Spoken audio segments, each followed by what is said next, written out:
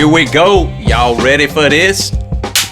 All right, Tiki Guy Podcast live. Welcome to the Tiki Guy Podcast. Smash that subscribe button. I mean, hit it like it owes you money, because every subscriber keeps the rum flowing and the Tiki Bar stocked. I'm the Tiki Guy. If you don't know me yet, pour something cold and light up something, because by the end of this, you're going to wish you lived next door. This week, we're getting into sports, muscle cars, and our special guest, which the Tiki Guy thinks you're going to love this guy. And one thing my lawyer told me not to mention, okay, but all right, let's get into it. Our special guest tonight, and you will hear more from the Tiki Guy, okay? So always remember that. But our guest tonight is Mr. Rich Costanzo. And if you don't recognize that name, listen, you're going to wish you knew him or lived next door to him before this is over. Rich was with it. I mean, this dude has been a football superstar, man. In Nebraska, when they won they won? National championship, 1971. National championship. He was a star. And then he moved on to the NFL and with the Dallas Cowboys, you know, and like, what picture do you, like, what do you think of when you think of a big brawny dude that's the meanest guy on the team? It's the guy, the tackle, that's defending the quarterback. There he is, right there. Rich, why don't you tell us a little bit about yourself? Well, thanks, Tiki Guy. Yeah, I played on the national championship team in 1971 in Nebraska. And if anybody knows about football, Nebraska is football country. And then I was picked up by the Dallas Cowboys, spent some time with them, and then with the Baltimore Colts. So, yeah, played for Tom Landry when America's team was back in the days of North Dallas 40, the book that was written, and all those crazy times. And what's Landry like? Is he a good guy? Well, I'll tell you a story. I was my rookie year. I was shocked when I first met him. You know, he always wears the fedora like you're wearing today. Got to be a good guy. And always saw him on NFL, you know, films and all that. And when we come out and he's got a baseball cap on, and he took his cap on, he's totally bald. I was like, oh man, I didn't know that. It was like a shock, you know. Yeah. But he actually was kind of a funny guy, and he's so stoic in all of the NFL films that we've watched all of our lives. He's such a different guy, and he was a great coach, obviously. So led the Cowboys to many Super Bowl victories and all of that, and yeah, it was a great time. The Cowboys, they were up, and back in those days, and here I am today, still alive. Well, so you know, it was different back then. So how do you think it's changed, like football in the 70s? Well, I can tell you for one thing, I signed a contract with the Cowboys, and we were making like $50,000 a year, and I said, well, that's not too much, Coach, for a left tackle, and he goes, we go to the playoffs every year. You'll make another 35 or 40. So, which was a lot of money in those days. You know, Roger Staubach was only making $125,000, and he was a star quarterback. Whoa. So now you look at these guys who are making $6-8 million for a left tackle. So I missed out on that. That's a little different. I think that's a little bit more than how inflation has gone up. Yeah, a little bit, yeah. You think? All right, so, you know, I know you, you know, football was your life, and then, you know, you can kind of take your reputation on and go into business, and you're always, guys like you are always successful and everything, and then you get to the point where you go, you know what, I just want to have some fun. And so you go and you buy some kind of toy that doesn't make sense to most people. Yeah. So what was that, Rich? I know what you're talking about. Well, I'll give you the elevator version. I was when I was 18, I was a senior in high school, and I I worked nights loading trucks back in Jersey City, New Jersey, where I was from, kind of a poor area, and saved up enough money to buy a car, my first car. And my brother took me down to a place called Reedman's in Pennsylvania, and they had a track where you could take these cars around and try them out. So I drove this 67 GTO Burgundy with a black vinyl top, 4-speed Hurst shifter. It was a beautiful car. And I took that thing around. I said to my brother, I want to buy this car. So we go back to the salesman and we park the car, and my brother says, my brother wants to buy this car. And the guy goes, I am so sorry. He said, the people that drove it before you got here just put a deposit. So I was shocked. So let's push now 50-something years later. I saw on the Haggerty auction site a Burgundy 67 GTO with a black vinyl top. Engine totally rebuilt. And I started bidding on it, and it started at my contract about $35,000, and by the time I bought it, it was twice that.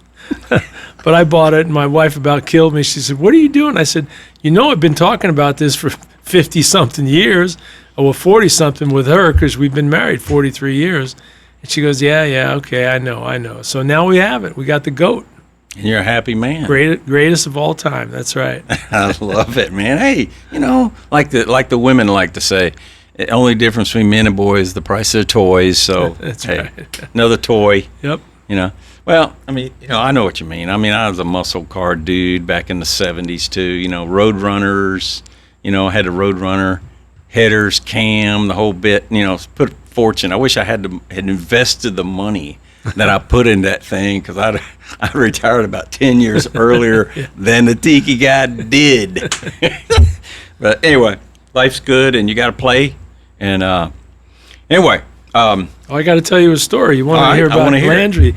Well, the Cowboys they had two rules. They said if you're late for curfew, it's $500 for every 15 minutes you're late. So nobody was late, because that was big money in those days. And the second thing was, if you messed around with any of the Cowboy cheerleaders, they would fine you $1,000. And nobody messed around with it. Well, one guy did, but I won't mention his name, but he got caught too. So they had some rules back then. And you look at the kids today with the NIL and all the money they're making. It's kind of like wide open space, not tight like it used to be back in those days. Wow. And back in those days when we were drinking, we drank a lot of this kind of stuff, but now they're drinking all this supplements and, all this energy drinks and all this. We had salt tablets, and finally Gatorade came around. That was all we had back in those days. So. Yeah, now salt's bad, and they were taking salt tablets. Yeah, I mean, that's right. I remind people of that. They go, "Oh, salt! Don't put that on my food. I don't want any of that." Like, come on, man! You sweat. You need some salt. Yeah. That's and right. we were taking salt tablets and stuff. I mean, they give cows a salt lick. I mean, come on, man! You need salt. So right. What we need is we are at the Tiki Bar, and you are with the Tiki Guy. So you got you a cold one there?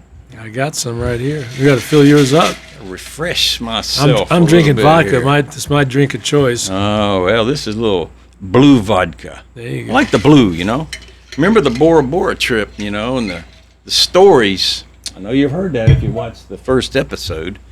So I feel like I'm diving in to that water in Bora Bora every time I drink one of these. And I'm blessed to be with the Tiki Guy. Thank you, sir. I love hearing that. And I feel the same way.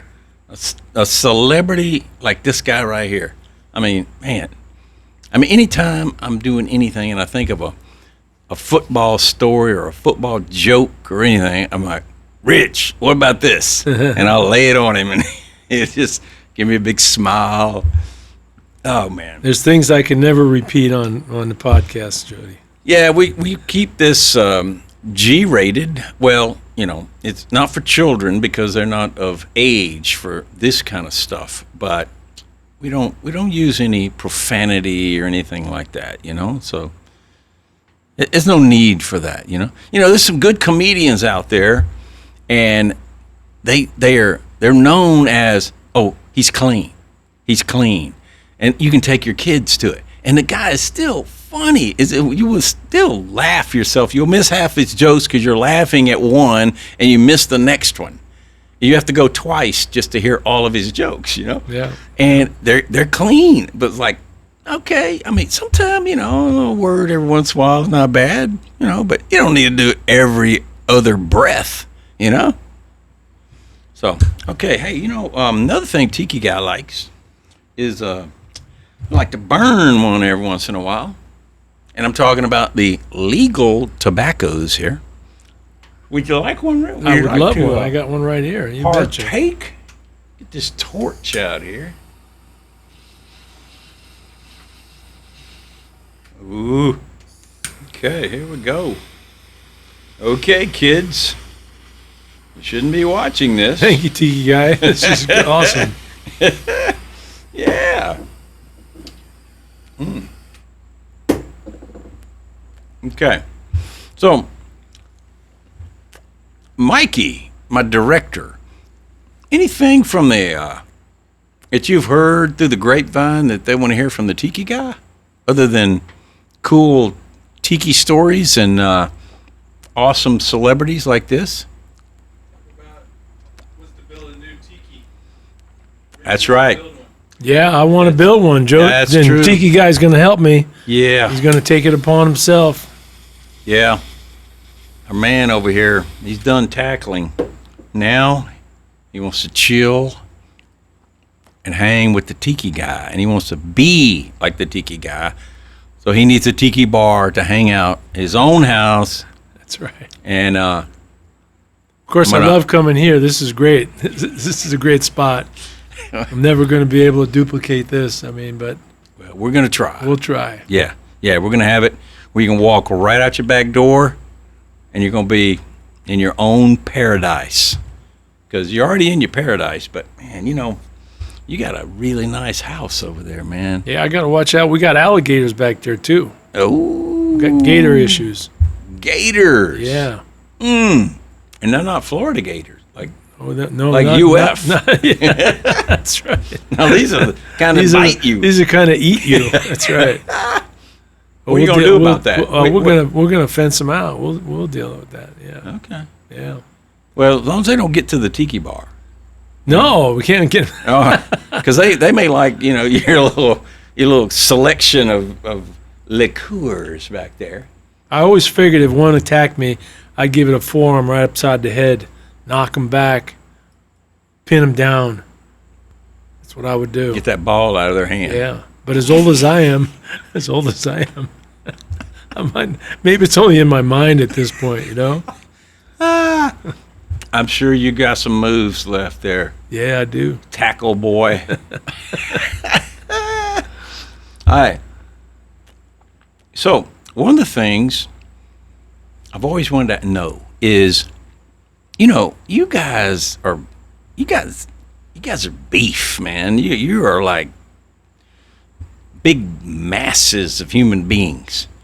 And how do you feed that? I want to know, what does a diet look like for an NFL guy? Well, back in the day, it was steak and salad and more steak and salad and a lot of protein. And, you know, we didn't have all those supplements, so you just had to keep that protein coming. And I remember we used to have, you know, during like half times and after the games, they'd have food and snacks and different things. And of course, back in those days, you got to remember, North Dallas 40, they were all popping pills and Percocet and everything else for pain. Nowadays, these guys are, you know, I was 275 back then, 6'4", 275. These guys are 6'6", 6'8", 360 now. They're unbelievably, and they run fast. They're big guys, and they can run. So it's like getting hit by a Mack truck, you know? I can't imagine. Yeah, me neither. Now that I you know, you forget a lot about the violence of the game as the years go by. But back in those days, I mean, you know, I was a lot bigger, obviously. That was 50 years ago, but, man, we were pumped up and inflated and, you know, stacked. Nowadays, we're deflated and and we're just trying to hang on for a few more years. You mean you're not living up to your name? No. Rich. Now we got grandkids, and we live life for the grandkids and our friends, our family, and God. Thank you for keeping me alive for all these years. So there we go. Hey. Give it all up to the Lord, Absolutely, man. Hey, I love it when the sports guys, like the race car drivers, they win a race, and they're not like their first thing. I love it when they do that. They go. That's right. Is that right before they pour the milk on them? No, that's the Indy. Oh, that's the Indy. Okay. The F1 guys, they get the champagne. They get the good stuff, man. Yeah. And you were at the F1, weren't you? Yeah. I was at that this year, man. Formula One in Monte Carlo. Yeah, Monaco, man. It was sweet. We talked about that on the other podcast, and it was great, man. It was pretty amazing to be there with all of those people. And I mean, let me tell you, some of these the slots on the the boat slip. That's not the slide. The slips where they put the yachts in. Yeah. See what I know about boats. Yeah. They were $200,000 for the weekend. Wow. And I mean, who knows what the boat cost? But it was $200K just to park the boat there. And it was like, yeah, okay, whatever. Here, just get it done. We lived in a condo here. We live in Palm Beach, West Palm Beach Gardens there, North Palm actually. And Tiger Woods had his big 200-foot privacy boat dock there, which was about 10 or 12 million bucks, for the boat. And that's not even one of the big ones. They had some other bigger ones. And it's incredible the amount of money that goes into this. Did you know that Trump's going to have a big Formula One race in D.C. coming up? I didn't know about that. Yeah, I saw DC? that. And they're going to go right around the whole horn, Well, that's new. Past the White House. And I saw it the other day on TV. That's cool because, Formula One right now, I think we have Miami, and there's one in Austin, and I'm not aware of any others in the U.S. They used to have one at Indy, and that one didn't attract enough people. And because I guess everybody around Indy is all about the Indy. Right. And this is like, they only want to make, left turns in Indy, no right turns. Okay? I think this one might be a lot of left turns. Yeah. Well, anyway, that's cool though, because Formula One's always been a kind of a European thing. And I'll tell you what though, man, those cars are very high tech. I mean, they're airplanes without, their lift is the other way. It sucks them down to the ground. Right. They could run inverted. They get up to like 200, 220. Yeah. 220 miles But an hour. they could run inverted because their downforce is like 3x of their weight. Right. That's kind of cool. I wish they had a track. Wouldn't it be cool to have a track, man? It goes, it goes upside down. The car's upside down. Everything's cool. Then comes back. Tiki track. I would really wake them up going, hey, they were not lying. It really does suck that car down. Yeah. So, awesome. I mean, it's amazing engineering that goes in. That's why I like it. I like engineering stuff. Like the sports. We were talking on the last episode about sports that I like. Being an engineer, physics guy, I mean, all sports are physics, but, some of them are more just the player against the physics, not player to player, like golf. I mean, golf's all about physics. Racing, it's all about physics from the driver's standpoint. I mean, a lot of it's planning and everything for the, the pit crew and the engineers and everything that goes into, races.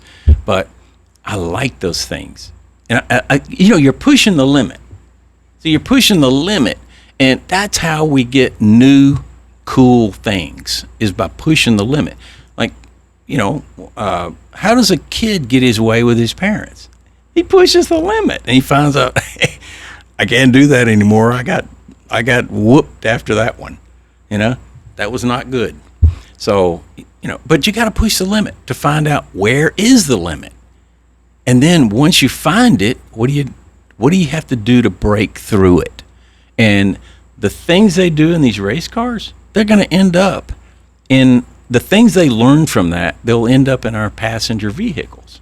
Yeah, You know, it's true. I mean, the safety stuff they learn, the efficiency, and just all that stuff. And we wouldn't be where we are now with the quality of cars we have without races. You know, a lot of people think it's stupid. They go, "Oh, those cars get out there and they go around in a circle." Like, it's so boring, man. Like, yeah, it's boring until one of them gets upside down and is flipping over and hitting the other ones, and fire and everything goes on. Then you tune in and go, "Oh, look at this. Let me see what happened here." They show that about 10 times on That's ESPN, right? They want to see that, you know. Yeah. But we don't want anybody to get hurt. Oh, no. We just want them to be flipping around upside down and think, "Oh, are they going to be okay?"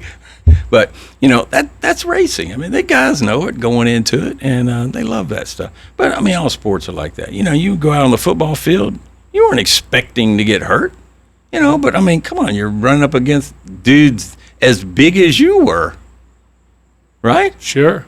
You know, it's funny you mentioned that because when I was with the Cowboys, one of our coaches was Mike Ditka. He was a tight end coach. And, of course, he went on, you know, coached the Bears to a Super Bowl championship and went undefeated. And, well, they lost one game, I guess, but because the Dolphins were the only undefeated NFL team in history, right? But a few years later, I've been in the real estate business, developing shopping centers and all that for many, many years. Anyway, I'm in Chicago on a business trip, and we went over to Ditka's restaurant, and I asked the maitre d', I said, you know, is Coach Ditka around? He goes, "Yeah, he's upstairs playing cards. Do you know him?" I said, "Yeah, I used to play for him." He goes, "Oh, I'll be right back." So he went upstairs, and so Ditka comes downstairs, and he's like, "Hey, how you doing?" He's like, you know, hugging and saying hi and all that. He says, "Come on upstairs." So I was with another guy that I work with. So we go upstairs to this private room, and these guys have stacks of $100 bills, and they're all playing cards. And they're 3 sheets to the wind, all of them. They're just, and we had a nice visit, and he gave me one of his footballs. He signed it, and he goes, "Here, take that."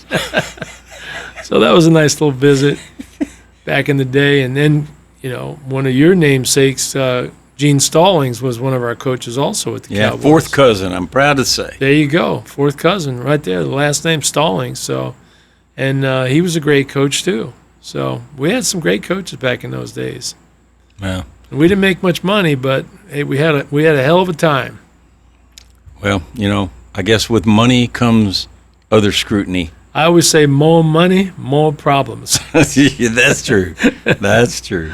That's true. Which you'll see in one of the songs that you're going to see in the future by the Tiki Guy is "That's What Money Do," and you'll get a clearer taste of that's what money do. And there's some things it don't do, and we'll learn a little bit about that in the song. That'd be great to see that. Yeah. So, after all of this stuff, you're looking back in your life, is there anything you would change about what your career path was? You know, there's a lot of things you think about that you might have done differently, but I'm very pleased with the way things went.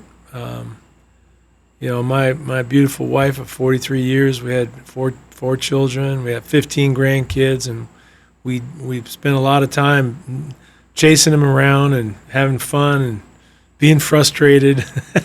All the things that the good news is we go home at night and the mom and dad have to take the kids and deal with all that. We always laugh about that because, you know, when you're raising your own family, that's the way it is. You got, you know, Tiki Guy, you got kids, and you know how that all goes. Yeah. So, no, I wouldn't change anything. I ask God for another 10 or 15 years so I can see them all grow up and hopefully get married and have their own families. So Yeah. that's what we're all in it for, right? Hey, you know, we got to leave something behind. That's right. Yeah. I keep smoking these delicious cigars. I don't know, man. Maybe I'll make me live longer. I think so. I've met a lot of people that were 100 years old. I love this story. I tell it a lot because this is the real deal. I mean, the first guy was at this church. I was at this church, and the guy, he's working the door, and I hear that it's his birthday. My brother told me, he said, this guy's doing 100 tomorrow. And I said, you're kidding me. And he didn't really look like it, but I go up to him and I said, so what's the secret? And he goes, drink a martini every day. And I'm going, that's pretty good, man. I said, well, good. Then maybe I'll make it then, because I kind of come close to that. I don't know about every day or not. But, so, and a few months go by, and I meet another lady, and she's turning 100, And I go up to her, and I'm just jokingly, this was all a joke, just kind of making conversation. So what's the secret? She goes, I drink a martini every night before I go to bed. And I'm like, really? I said, wow, it's working for you. There's a secret there, right? Pretty good, Yeah. And listen, when I got up to 8 people, I'm like, oh, this is the trend here. This is not maybe there's something to this, and I don't know what it is. I don't know. I'm not saying that, drinking is good for you, but, stress is probably worse for you. Over time, the stress will kill you. I mean, it's 24/7. If you can do something to relieve your stress and it makes you happy and you have 5 or 6 hours of good times and no stress every day, maybe there's something to it. I don't know. That's a secret. There you go. Hey, that's not Tiki Guy wisdom. That's that's life from the old people. That's some life stuff that we've just seen over time. So I don't know. I'm going to use it, and I wish they said they burned a stogie every day, with that martini, and I wish they said it was blue, like the Bora Bora water. But anyway, we're close. We're close. So, here's to us, all right? And longevity. Yes, sir. Everybody watching too. That's right. We're not hiding it in. We're putting it out there.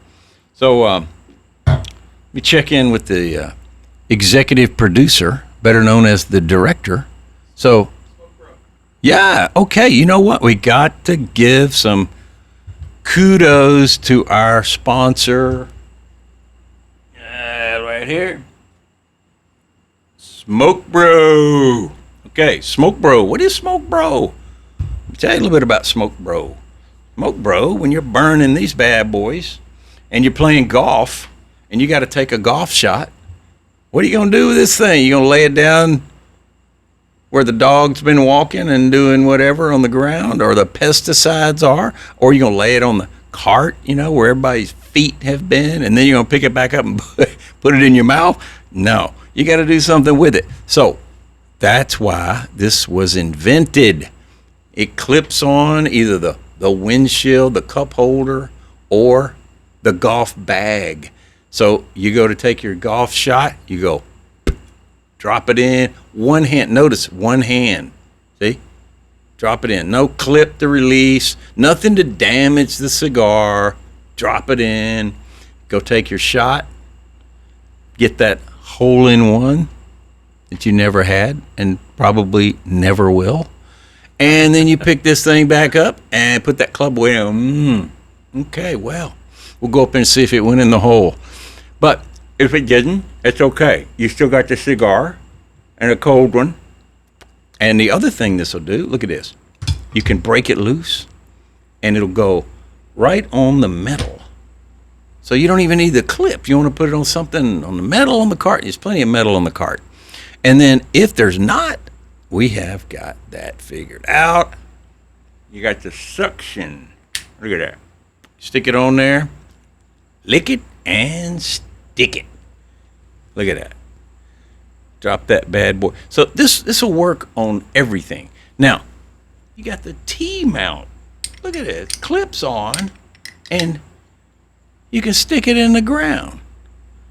Look at it. Take it to the driving range. Or if you can't do without your stogie long enough to take your chip shot, you take this up there, stick it in the ground, put your stogie down, take your shot, go up there, and when you're putting, you can stick it on the green. Isn't that great? That's a pretty good idea. I like that. You guys are genius. Fabulous. Great idea. So I think they thought of it all, you know? And anyway, that's the Smoke Bro. Great sponsor, and I hope they do well. Good guys. All right, so how much time we got left? We got 5. All right, getting the 5-minute warning. Life advice, wrap it up. Okay. All right, so Rich, you know, it was great having you on the show, and I can't believe, man, you were just around the corner and said, he's here? He's around? Oh, gotta talk to him, man. Got to visit with the Tiki Guy. I love that, man. I hope you welcome me back someday. Absolutely, All man. right. Guys like Sounds you, good. high quality dudes that have done the thing, man. They've done the deed, you know. You pulled the rope. I'll bring some of my homies with me next time. Oh yeah? Yeah. Tiki Guy. We'll be all tikied up. Hey, as long as they don't tackle me, man. Hey, All right. you can have whatever you need, You man. got it. Tiki Guy's here for you. Yes, All sir. right? All right. So, anyway, this is the last call. Subscribe, stay thirsty, and remember, nobody ever regretted the second cigar. Tiki Guy out. Thanks. All right. Oh, man. There we go, brother.